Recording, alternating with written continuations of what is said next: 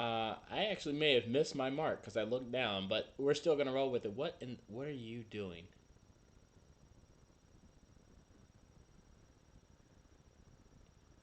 We haven't even got into book two and book three yet, but it is a good promotion. We are still here on book one. Welcome back to A Legend Talks. Are you done? Are you good? Unmute your mic. Yeah, I'm fantastic. I'm fantastic. The books speak for themselves. You don't need me to talk. Well, a little bit of a slow delay. My apologies for anybody that was watching for Legend Talks. I looked down and I forgot to look up and transition in, but we are good. We are live. We are here on Legend Talks, episode 5. We are here talking about chapter. I don't even know what chapter number it is. Is it? Is Chapter it 7, it's called How Dominic Gets Everything. Dominic? Written by Dominic. Michael This to kind of summarize what this chapter is about. We now move into the point where Dominic has already done one term. He's changed over a lot of stuff, even though it's been kind of a rough road. People didn't agree with, and now he's at a point where we know presidents get 2 terms, and then that's it. And not everyone's really happy with some of the things that he's done, like in politics. You can never please everybody. People look at what's good for them and not what's good for all people, or change in the world, to keep doing the same thing. And so you can never, I don't care who you are, Jesus Christ himself can run for presidency, and there's still going to be people that are unhappy with the decisions that he made or makes. And so that's kind of, and it's not to say that Dominic is Jesus. people wanted him killed, so I think he's very well aware that you can't please everybody. So this is at a point where his presidency is about to end, and it runs into a point where there's some senators that kind of want him gone quicker. They don't even want him to win a second term. They don't want him to They didn't want him to win a second term. They don't want him to be successful. They want him to just be done. And he kind of pulls a fast one on them, has them killed, and creates military martial law and has the military back him up. And he has a lot of support from the people around the world because he was doing good things. So much so to where almost our Constitution means nothing. Which, in my eyes, if we're being honest, a piece of paper from that many years ago, we have to change things over time. You can't use that same document forever. And I know that you want to follow that patriotism and everything and follow the legacy of America and what we're the founding fathers, blah blah blah blah blah. But times are changing, so let's make some changes here on that document. And he became somebody that was in full power here inside of the United States, and nations around the world kind of were supportive on what he was doing, to where they let him have some type of say with inside of their countries. And then he was doing stuff inside their countries where their people kind of loved him and followed him, and so then they kind of faded away, or he had them killed, or whatever the case may be. So now he is the world leader, and we're also at a point where the chaos, you see chaos ensuing also inside of this chapter, where like jails are abolished, and you meet new characters, being Samuel, which is an old man that runs into Jesse, and that you kind of learn about him and why he was locked up, and where he came from. So that's kind of what we're talking about here inside this chapter. So you're the one that has plenty of questions. Yep, go on ahead and get your little notebook. Get it. Yep, get it out. Get it out. And if anybody's read this book or this chapter, then you'll have questions too. You can probably leave them in the comments below, and we'll try and answer them. But I'm sure that most of them will be answered by Manny, or asked by Manny, answered by me, and I know that I will also ask questions as well.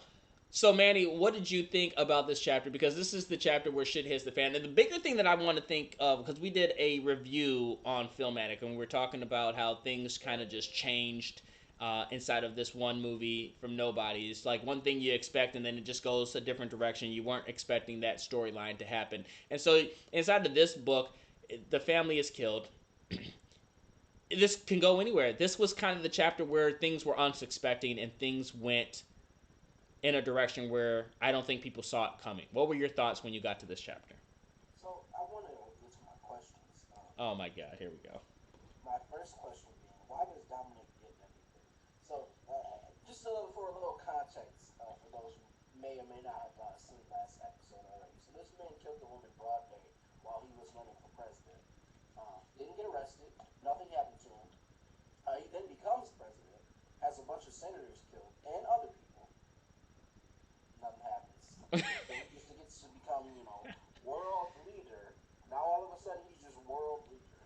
So it just seems like a lot of stuff is being given to him. And I just wanted to know, what was the thought process behind that? When you were kind of writing this down. It's almost like you've rehearsed this inside of the mirror, ready for this moment, ready to ask this question. As a great interviewer, interviewee, or journalist, you got to come up with these questions when you have the person who does all this BS in front of you. And so. All right, Geraldo. All right, Geraldo. I'll get to answer your question. Number one, and I've said it in the last episode, there's been plenty of people that have killed somebody and gotten away with it in broad daylight, and gotten away with it. Not somebody's.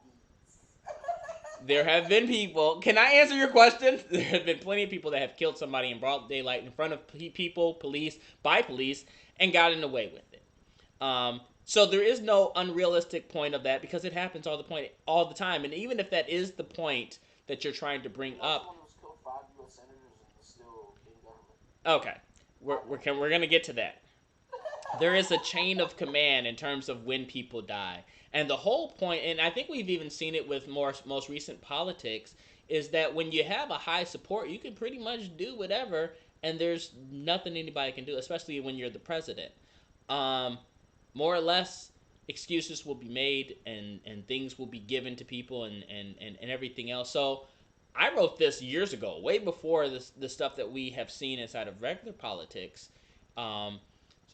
to kind of foreshadow and see that would kind of be something that we would lead to in this day. I wrote this back in 2009, 2010. And that's well over, a decade ago. And when this was written... Huh? Thank you for telling us you're old. Anyway, it really encapsulates the fact that there is a power of command and that there is a point of power that when you reach that, it's a lot different than somebody that doesn't have anything. The little man. Somebody in power can do more than somebody that's poor with no power. And people can do stuff with a following more so than people without a following. And so to kind of encapsulate that and show that to the highest point of possibilities when you do stuff like that is what was trying to be conveyed. It was at a point where we needed to know and see that when you have that kind of power and that kind of control and that kind of popularity, what is possible when you give that to one person that's no different than us. They sit on a toilet and shit just like us. They put on their pants the same way. They come into this world the same way and they leave the same way. So to me, they are no different. But when you give that to certain people, you gave them the power. They didn't take it. You gave it to them. Not me as the writer. The people that vote for the people of power and continuously give them that power. Everything inside of this book is supposed to be a realization of what we do as individuals, as people, and what we can do as people to do better.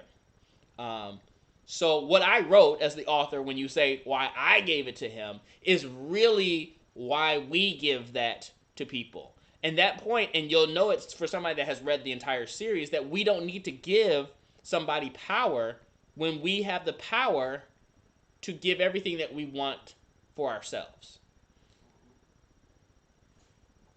So my next question, Samuel as a character, what kind of sparked the idea of him and I'll say his redemption part that we'll spend I have seen. Well, we could talk about it because he talks about his story and what happened. You know, he killed his best friend over some money from a gambling experience that they were supposed to be invested in. You know, his friend disappeared. He found him and killed him in broad daylight. He got arrested. He's not somebody of power, obviously. Shut the fuck up. I've already explained the whole story on your first question. You need to pay attention to it. But what sparked it, I would say, I've seen a lot of movies and TV shows where older people give wisdom. And whereas Jesse is somebody that's giving wisdom, I didn't have a character that was that older individual that has been through some shit to shed wisdom throughout the book. Adriana was given wisdom, but they're all younger people, and they all are. And in that capacity, when you're young, you still have room to grow and be molded, and you see their path as they grow and change and evolve inside of the book. But Samuel was already there, so he was already somebody that can shed light on experiences and shed wisdom on doing right and learning from your mistakes. Because we've all made mistakes that we regret, wish we can go back and do. We've all made mistakes that we've learned from, and so Samuel was that character. And even more so that he was in jail. And I guess this was the point that I was starting to say. I've seen a lot of movies and TV shows where somebody has gone to jail and they regret it. I can't remember the name of the show, but it was a show on Netflix, and they were I'm trying to think of the name of it. But basically, it was talking about certain criminals that had committed murder, and they regret it. And some of them like regretted it, and they were kind of showing what happened and what they went through. Um, Damn it, I wish I could remember the name of the show. But anyway, they all regret it. They're like, man, I really fucked up. I was young. I shot and killed that person. I wish I could give that person's life back. I know how I affected other people's lives, their family, etc., etc. Because when you're gone, you're gone. There's no reduce. There's no bringing somebody back. Um, and so watching their story and their remorse from their actions, I felt like I needed a character like that. And in actuality, I saw that show way after the the book was written, but I evolved it to be what it was because I think there's maybe like 20, 30 copies, prints of a legend story, rough drafts before there was a final draft. And so he didn't even when he first was found Samuel and ran into to Jesse, he didn't talk about his story. I didn't have that story evolved, and I think when I finally came years later and remastered and everything, it was that show that kind of gave substance to his character. That individual that had remorse from taking somebody's life and learned from somebody, as well as giving grounds to have that older individual that was able to shine wisdom. Yeah. So I feel like I can see that perspective, but another thing that sparked this question is kind of the beginning of Jesse's, sorry, foreshadowing here, Jesse's turnaround in his life as well. And I feel like just as a reader of the book, that Samuel is a catalyst in that. We'll figure out what happens with Jesse later. Don't want to jump too far. So that's kind of why Samuel is interesting. I feel like he serves a dual purpose there. So to talk about Dominic once again, to go back to him, um, Only because the part whole after chapter is called Dominant Dominic, I'm going to allow it. Go ahead. so at the end here, we get him uh, getting away with another crime again, um, as president of the United of the world, excuse me, of the world, um, and basically teaching Sky how to, I guess, assert his power in a way, or be like Dominic. I don't know. Can I just jump in there to say that the Yeah, purpose was really Dominic realized his weakness because he's not his son, he's John's son. So he saw his weakness, his shyness, and he wanted to bring that out. And he wanted someone to be an heir to his throne. And for somebody to make those kinds of decisions and be that strong, impactful person that can take on the weight of the world, so to speak, no pun intended, he needed to be stronger as an individual. so yeah, so talk about that. Talk about that character development. Again, not to jump too far, we'll see how that For goes for Sky, Dominic. Yeah, but talk about that development for Sky and for Dominic. Um, there's not much Is I there can. a life lesson you were trying to convey there? Because I feel like there was. There's Like not. in a father son type of way, except for with her. Wow. There's not much that I want to say because I don't want to give it away. A lot deals with a possible prequel book, if ever written, if ever released, about Dominic's hatred and love for kids. I guess I don't know how to best explain it as to why. And then a lot just deals with him wanting to have somebody to take on, like I said, the throne of his legacy and what he's achieved.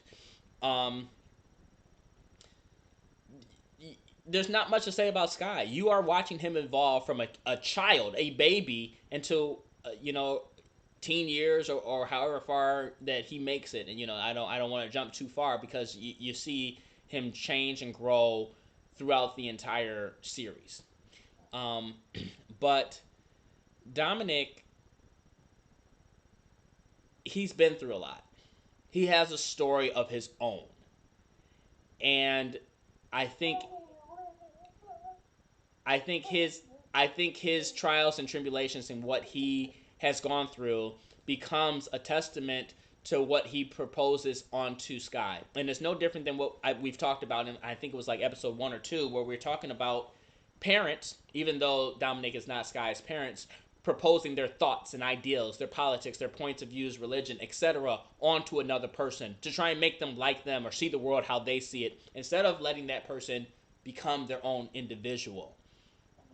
That's essentially what Dominic's doing. And so if we're talking about messages that were conveyed, because there's so many different messages and so many things that I don't think people will read and understand, hey, I do that and I shouldn't do that. I should let my kid be their own person and steer them towards good. There's so many other messages where it's just people are not going to open their eyes. They're just going to say, oh, there's a lot of killing in there. Oh, you know what? That goes on in the world. Oh, there's a lot of hatred in the world. Oh, I do that too. I talk shit about other opposing political parties. Oh, I shouldn't do that. Oh, I put down people and say negative things about other people, whether they're political figures or people, but they're people in general. I need to stop doing that. Whatever I write in this book is going to be overlooked for the messages that need to be heard and seen, but it's the things that we all do. I can't tell you how many people that I talk to that say, you know what, there's way too much vulgarity and violence and sexual stuff inside of this book. And it's like, bro, this goes on every single day. You may not be fucking raping people and out murdering people in broad daylight, but you still are proposing a lot of hate, whether to your kids or to other people, and that needs to change. There are not everything in this book is going to apply to every person, but a lot of the things do. And that's where the change has to come.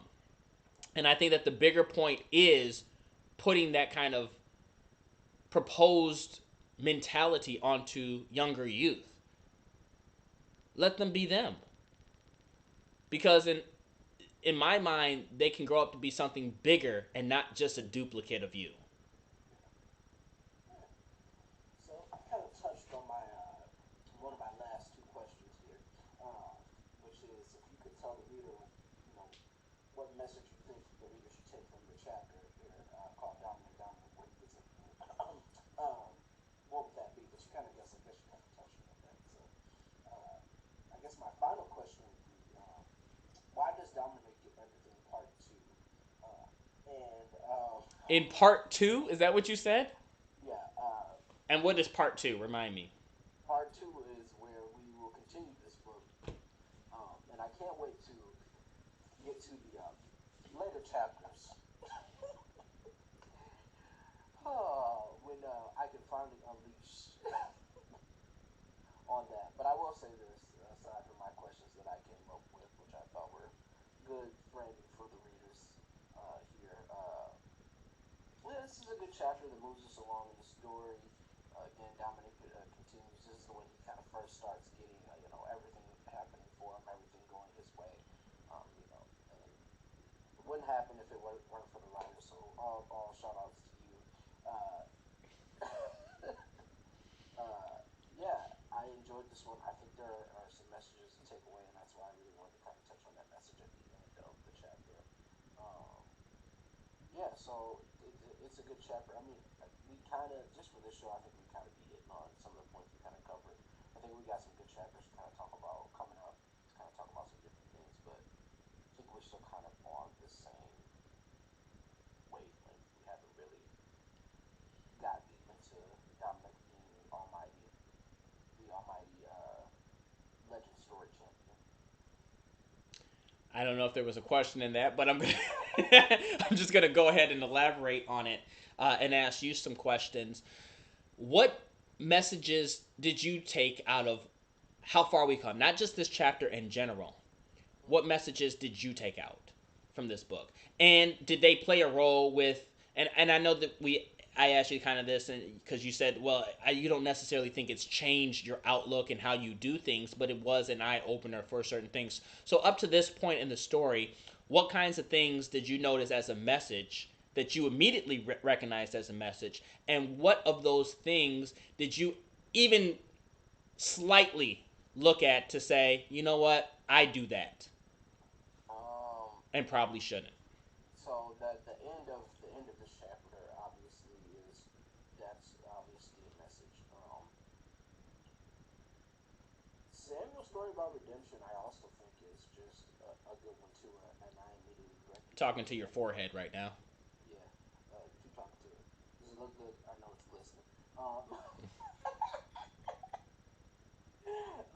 Yeah, Samuel's redemption arc in his story and the way he's talking to Jesse, and kind of influence of why what I know comes later. Also in my mind is a message to me about um, how we see other people and what they've done. And when I first read this book, I wasn't in a space where I was still in law school. I was in my first year of law school, getting ready to do uh, going to like looking for internships and stuff like that. And so I ended up working at a public defender's office, and I think that kind of helps reframe it because that's kind of taboo for a lot of people for people to work with people who are arrested or um, accused of a crime. People don't like to see people help them get their fair share of justice or work with them in any sort of way. And so I think that message is reinforced in other has been reinforced in other areas of my life dealing with that kind of work, defense work for sure. Whereas you have people who have done stuff, um, but they're still human nonetheless, and they have the potential to change other people's lives and still touch other people's lives regardless of their actions. The, the, the bigger part that I take away from what you're saying is even judging people. Yeah, We judge people way too hard for the way they look, the way they dress, the way they talk, just everything. And that needs to stop. I mean, even looking at Samuel, I mean, Jesse was kind of standoffish because he's walking out, he's a criminal. That's what he saw him as. I don't trust you. You done some bad. And even when he told him that he murdered somebody, he was kind of, oh, I'm with the murderer. You can't judge a book by its cover. We all make mistakes. Some people's mistakes are light, some people's mistakes are heavy. And you don't know the regret that comes with that.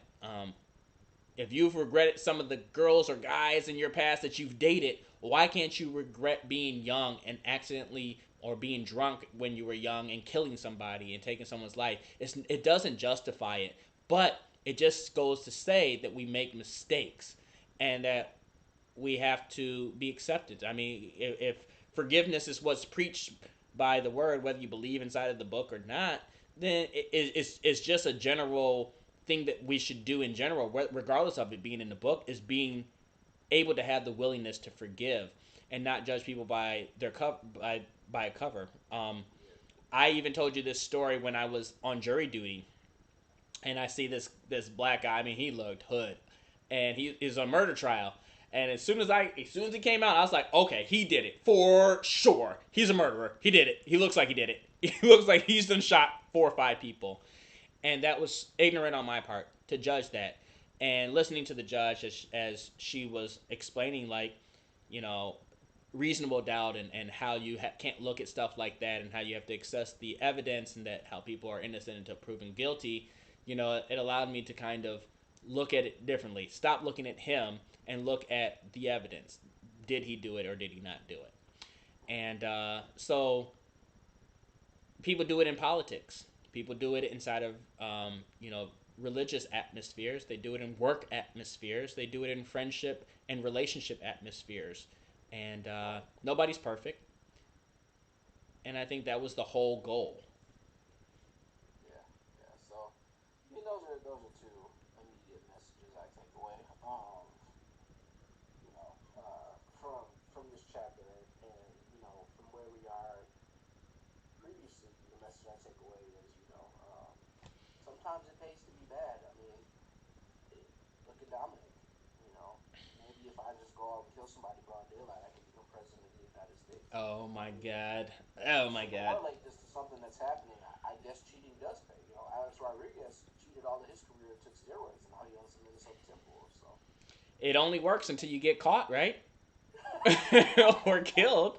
Caught or killed. maybe it does pay off. I don't know. But I mean, you know the story. So does it really pay off for Dominic? Does it not pay off for Dominic? I mean, every story cannot It end. works out in his favor. Every story cannot end with a happy ending. Um, some of the questions that I want to ask though is, and I don't remember. I don't think it did, but there was a foreshadowing Easter egg where they talk about how we should create some type of group that will fight up against all the stuff that people are doing out here and blah blah blah. And that's kind of a foreshadowing kind of point. That just made me think of a question. What's the name of that? Name of This what? is gonna be very secret to folks because we don't want to give it away. The name of a certain thing in this book that you were just referring to, was that stolen from a wrestling group that used to be on Friday Night SmackDown called Viva La blah blah blah? No, no, it was Bunch of not. French fries. First of all, the idea, and I'm trying to think of the name of the movie, and since we do a film review channel, maybe you can help me come up with it. And it was like a movie about this group of kids. Their father was killed, and they, like the Chinese or Japanese or whatever, were coming over. They flew over, and Red they were Dawn. like taking over. Did you say the name of it? Red Dawn. Yes, Red Dawn. Um, Look at me. Red Dawn was an inspiration towards this. But this that came out, if I remember correctly, and this was long ago. I guess it does show my age, so I don't remember if that was. There Uh, was a remake in 2012, so you should have stuck with that instead of saying you should have your age.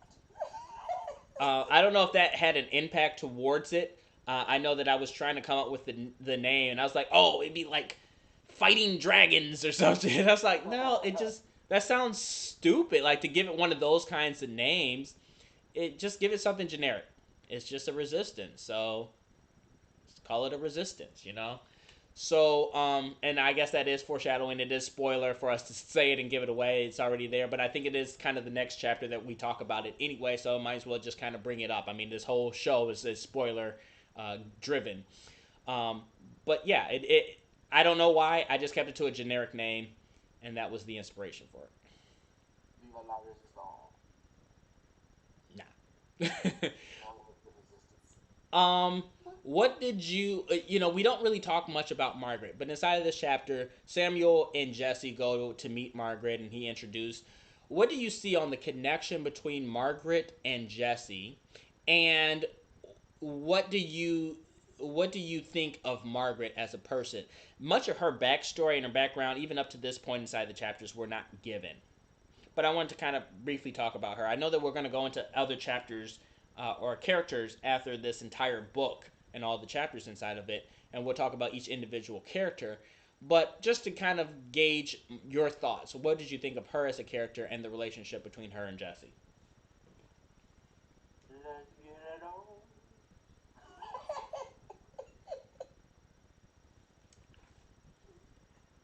um, I think they have something there. There's a certain chemistry there. I'll say that. Um, yeah. What do you think about her as a character? You just see really her interaction between her and John, her and Jesse. she, I feel like, she is kind of not somebody who's seeking to give out wisdom, but you know, there are people in our family that are kind of like that calming presence, and it's not so much with their words; it's with their actions and what they do. And they can be that presence in your life when you are going through a storm, and they kind of can calm that.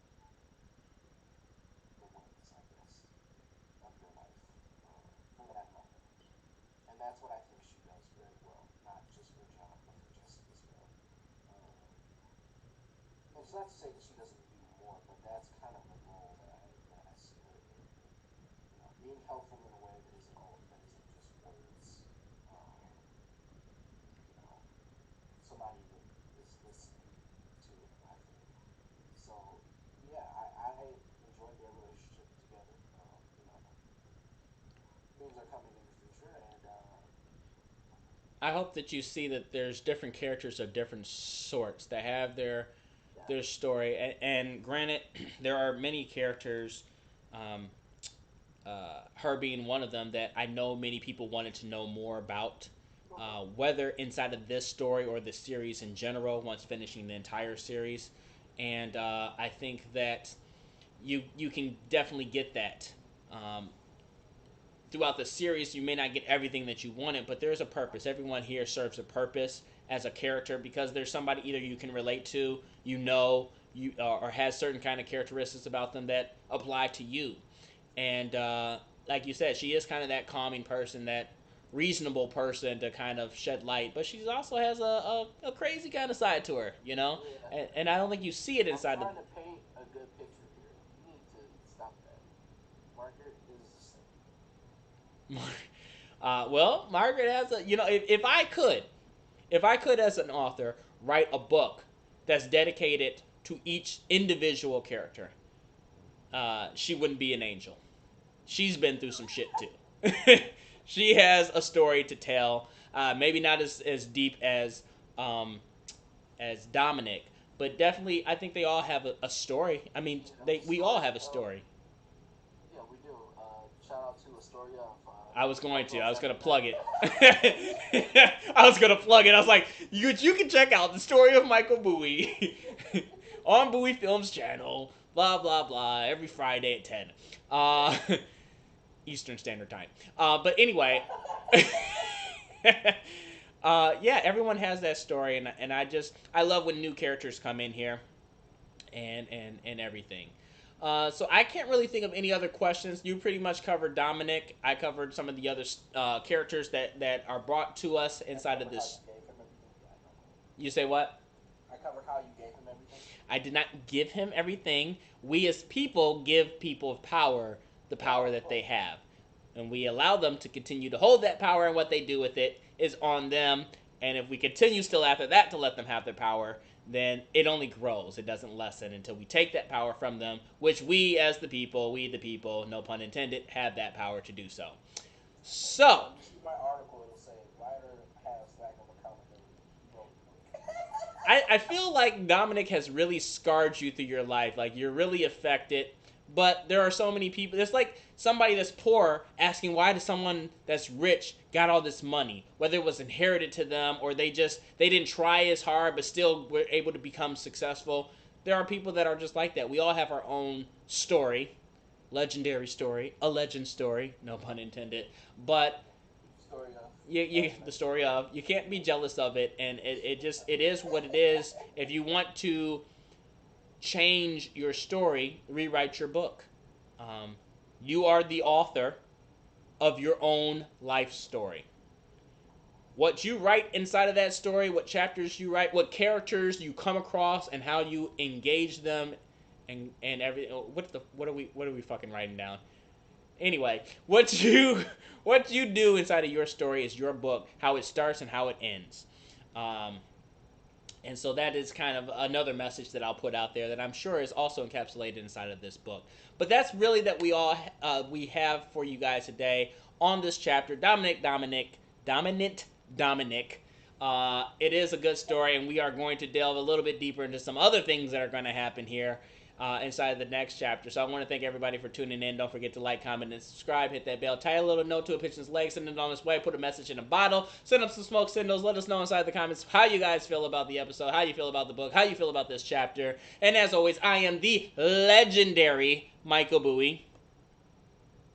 I am the legendary. And this has been A Legend Talks. Legend Talks. Might need a legend.